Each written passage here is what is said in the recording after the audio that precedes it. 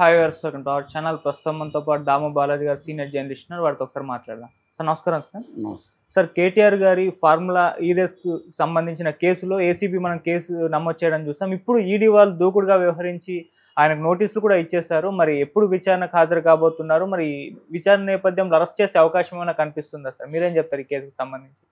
ఈ ఫార్ములా ఈ రేస్ అంటే ఎలక్ట్రిక్ కార్స్ రేస్లో కేటీఆర్ అరెస్ట్ అయ్యే అవకాశాలు అయితే కనిపిస్తున్నాయి. యాక్చువల్గా ఏసీబీనే ఆయన్ను అరెస్ట్ చేయాలని అనుకున్నది. అయితే ఆయన ఈ లోపల క్వాష్ పిటిషన్ వేశాడు హైకోర్టులో. అసలు ఈ కేసుకి నాకు సంబంధం లేదు, ఇది ప్రొసీజర్ ప్రకారమే జరిగింది అనేది ఆయన చెప్పింది. అయితే అసెంబ్లీలో కూడా దీని మీద చర్చకు పట్టుబట్టారు, కానీ అక్కడ చర్చకు అలో చేయలేదు. చివరికి హైకోర్టు అయితే ఆయనకి కొద్దిగా ఊరట అయితే ఇచ్చింది. అంటే 30వ తేదీ వరకు అరెస్ట్ చేయొద్దని చెప్పింది, లోపల కౌంటర్ ఏమనింది. అయితే మళ్ళీ దాని మీద కూడా ఏసీబీ అరెస్టు చేయొద్దన్న దాన్ని కూడా వ్యతిరేకిస్తూ పిటిషన్ వేశారు. ఓకే, అంటే అక్కడ ఏసీబీ కూడా సీరియస్గానే ఉన్నట్టుగా అర్థమవుతుంది. అంటే స్టేట్ గవర్నమెంట్ ఇన్ని ఏదో రకంగా అరెస్ట్ చేసి జైల్లో పెట్టాలని ఆల్రెడీ గవర్నర్ పర్మిషన్ కూడా తీసుకున్నారు. అంటే నేను చాలాసార్లు చెప్పాను, రేవంత్ రెడ్డి కేసీఆర్ మీద కానీ వాళ్ళ ఫ్యామిలీ మీద కానీ కేసులు పెడుతున్నప్పుడు చాలా జాగ్రత్తగా ప్లాన్డ్గా వెళ్తున్నాడు.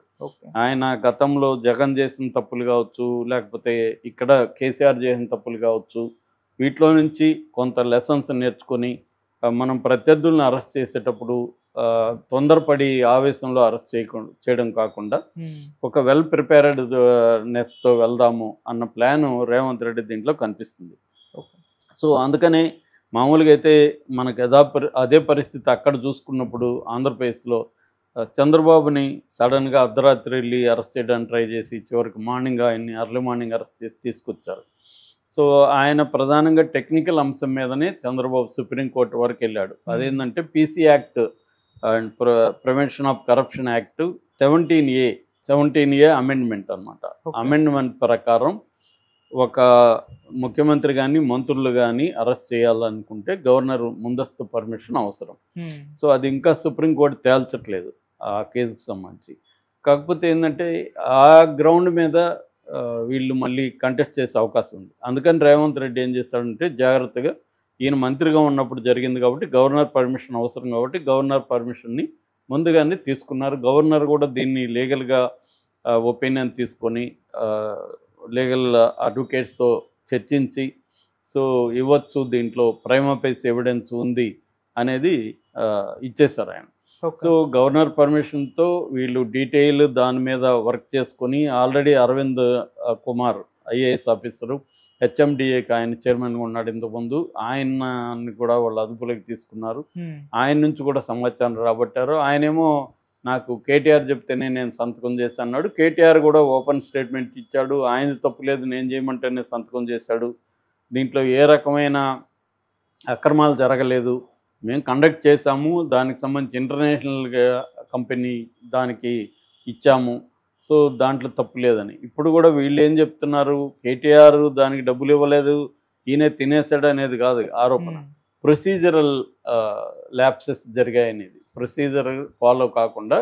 ఎందుకంటే 55 కోట్లు అనేది హెచ్ఎండిఏ కింద ఇవ్వకూడదు, 10 కోట్లే దాని లిమిట్. అంతకంటే ఎక్కువ ఇవ్వాలంటే ప్రభుత్వ అనుమతి తీసుకోవాలి. అట్లాగే క్యాబినెట్ సమావేశంలో దీని మీద చర్చ జరిగి క్యాబినెట్ సమావేశం ఓకే చేయాలి. అట్లాగే అది ఫారిన్ ఎక్స్చేంజ్ యాక్ట్ కింద పౌండ్స్లో, బ్రిటిష్ పౌండ్స్లో వాళ్ళకి పే చేశారు కాబట్టి ఆర్బీఐ చట్టం ప్రకారం అది చేయకూడదు అలాగా. సో ఇలాగా అనేక రకాల ల్యాప్సెస్ ఉన్నాయనేది ప్రధానమైన ఆరోపణ. సో అందుకని దాంట్లో పీసీ యాక్ట్ కూడా కింద పెట్టారు. అట్లాగే అప్పట్లో నేరం జరిగింది కాబట్టి ఐపీసీ కింద 409 కింద పెట్టారు. అందులో 8 years పైన ఉంటే నోటీసులు ఇవ్వాల్సిన అవసరం లేదు, ఆయన డైరెక్ట్గా అరెస్ట్ చేయొచ్చు. సో ఇవన్నీ జాగ్రత్తగా రేవంత్ రెడ్డి ప్రభుత్వం పకడ్బందీగా ఆయన మీద పెట్టింది. దాంతోపాటు ఈడీకి కూడా రాసింది. ఆల్రెడీ మోడీ కూడా ఇక్కడ బీఆర్ఎస్ పార్టీని బలహీనపరచాలనేది మోడీకి కూడా ఉద్దేశం ఉంది. ఆల్రెడీ మనం చూసాము, కవితను ఢిల్లీ లిక్కర్ స్కామ్లో పెట్టి ఆమెకు 6 నెలలు బెయిల్ రాకుండా చూశారు.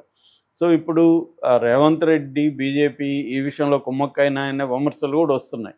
ఎందుకంటే ఇద్దరికీ కామన్ ఎనిమీ బీఆర్ఎస్ కాబట్టి బీఆర్ఎస్ని బలహీనపరిస్తే అప్పుడు బీజేపీ వర్సెస్ కాంగ్రెస్ అన్న ఇది మాత్రమే ఉంటుంది. ఆల్రెడీ కవితను అరెస్ట్ చేసినా కూడా సింపతి రాలేదు ఇక్కడ. కాబట్టి ఇప్పుడు కేటీఆర్ని కూడా ఈ అవినీతి కేసులు అరెస్ట్ చేస్తే సింపతి రాదు.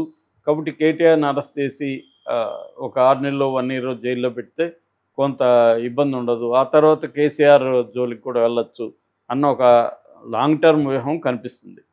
సో అందుకని ఈడీ ఎంటర్ అయింది. ఈరోజు ఈడీ నోటీసులు ఇచ్చింది కేటీఆర్కు, తర్వాత అరవింద్ కుమార్కు, తర్వాత HMDA chief engineer BLN Reddy ముగ్గురికి నోటీసులు ఇచ్చింది. అరవింద్ కుమార్ని బిఎల్ఎన్ రెడ్డినేమో 2వ తేదీ 3వ తేదీ జనవరిలో రమ్మని చెప్పింది. ఈయనకేమో కేటీఆర్కి జనవరి 7న విచారణకి రమ్మనింది.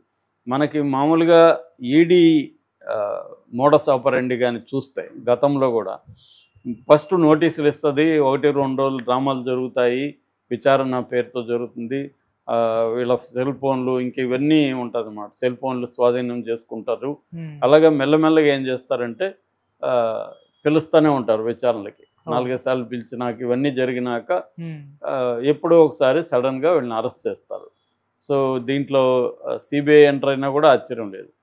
ఇప్పుడైతే ఈడీ ఎంటర్ అయింది. ఎందుకైందంటే ఎన్ఫోర్స్మెంట్ డైరెక్టరేట్ అనేది బేసిక్గా ఆర్థిక నేరాలని చూస్తుంది. దీంట్లో పిఎంఎల్ఏ చట్టం ఉంది, prevention of money laundering act. Prevention of money laundering act బేసిక్గా ఎప్పుడు వస్తుందంటే మనీ లాండరింగ్ జరిగితే. మనీ లాండరింగ్ అంటే అర్థం ఏంటి?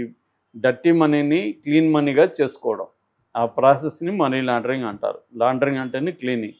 సో డర్టీ మనీని క్లీన్ మనీ అంటే బయటికి ట్యాక్స్ కట్టకుండా అక్రమంగా సంపాదించిన మనీని డర్టీ మనీ అంటారు. ఆ డర్టీ మనీని క్లీన్ చేసుకోవడానికి ఒక ప్రాసెస్ ఉంటుంది. ఆ ప్రాసెస్ని మనీ లాండరింగ్ అంటారు. సో ఆ మనీ లాండరింగ్ యాక్ట్ అనేది ఎప్పుడైనా కూడా సుప్రీంకోర్టు కూడా అనేక సార్లు ఏం చెప్పిందంటే హత్యలైనా ఒక్కొక్కసారి ఆవేశంలో చేస్తారేమో కానీ ఆర్థిక నేరాలు మాత్రం ఆవేశంలో జరగవు. అది చాలా ప్రీ ప్లాన్డ్గా ప్రజల డబ్బుని దుర్వినియోగం చేయడం, మిస్యూజ్ చేయడం కాబట్టి ఆర్థిక నేరాల్లో స్ట్రిక్ట్గా ఉండాలనేది సుప్రీంకోర్టు అనేకసార్లు చెప్పింది.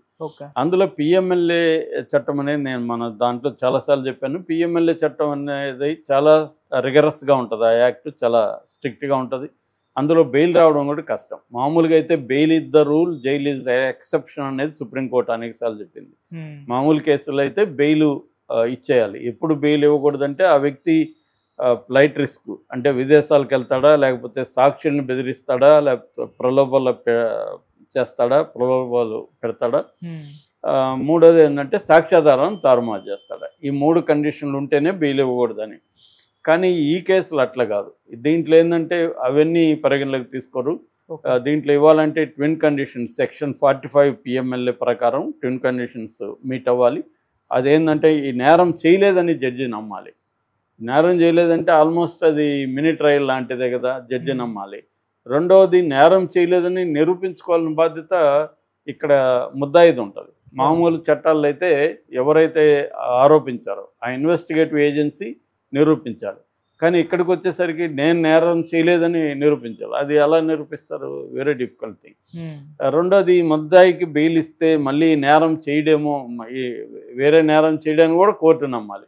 ఈ ట్విన్ కండిషన్స్ మీట్ అయితేనే బెయిల్ ఇవ్వాలి. అందుకనే మనకి చూస్తే పిఎంఎల్ఏ చట్టం కింద అరెస్ట్ చేసిన వాళ్ళకి త్వరగా బెయిల్ రావు. మన ఢిల్లీ లిక్కర్ కేసులో చూస్తే అందరూ కూడా 6 నెలల పైన ఉన్నవాళ్ళే, ఇంకా 1 ఇయర్ 1.5 ఇయర్ కూడా ఉన్నారు. సో కవిత కూడా 6 నెలలు ఉంది. అందుకని ఇప్పుడు దాని కింద కానీ కేటీఆర్ని కానీ అరెస్ట్ చేస్తే మాత్రం కేటీఆర్ ఖచ్చితంగా మినిమం 6 నెలలు బయటకు వచ్చే పరిస్థితి ఉండదు. సో కేటీఆర్ కూడా దానికి ప్రిపేర్ అయినాడు, కానీ సింపతి వస్తుందా రాదా అన్న కన్ఫ్యూజన్లో వీళ్ళు కూడా ఉన్నారు.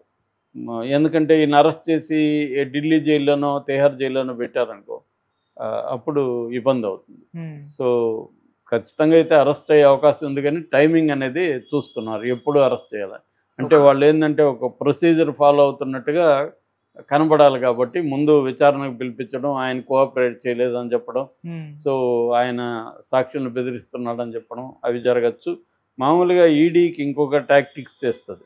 ఇట్లాంటి కేసుల్లో ఏం చేస్తుందంటే ఆల్రెడీ ఈడీ మీద వచ్చిన విమర్శలు నేను చెప్తున్నాను, నేను చూసి నేనేదో ఇన్వెస్టిగేట్ చేసి కాదు. ఈడీ ఏం చేస్తుందంటే కేసులో ఉండే ఐఏఎస్ ఆఫీసర్ని ఇలాంటి వాళ్ళని బెదిరించడం లేకపోతే ఇంకొకటి వచ్చేసి వాళ్ళని అప్రూవల్గా మార్చుకుంటారు. అప్రూవల్గా మార్చి వాళ్ళ స్టేట్మెంట్లు బేస్ చేసుకొని వీళ్ళని అరెస్ట్ చేస్తారు.